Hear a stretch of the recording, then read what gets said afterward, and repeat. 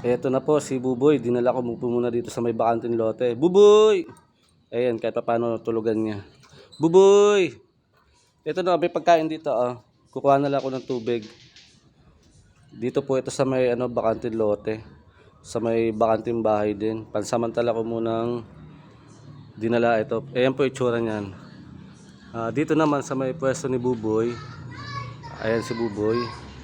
May bubong naman po, hindi naman siya mauulanan. Tapos ayan yung upuan na yan, pansamantala niya munang higaan. Buboy! Ayun, hindi gumagalaw si Buboy. Buboy! Naninibago. Ayan, tinali ko po muna siya dito. Binuwat ko yan simula doon sa may Primark hanggang dito sa may bakanting lote.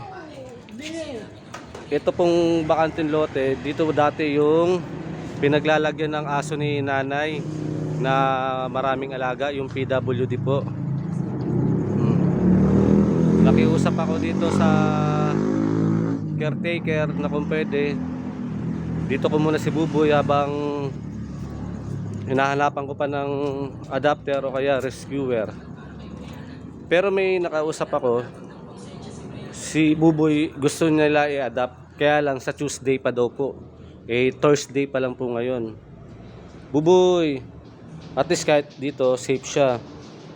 Buboy, mamaya babalikan kita Buboy ha. Dadala ulit kita ng pagkain ha.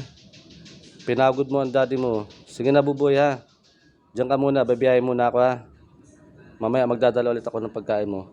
Buboy, Buboy. At least hindi ka masasagasaan dito ha. Sige na Buboy.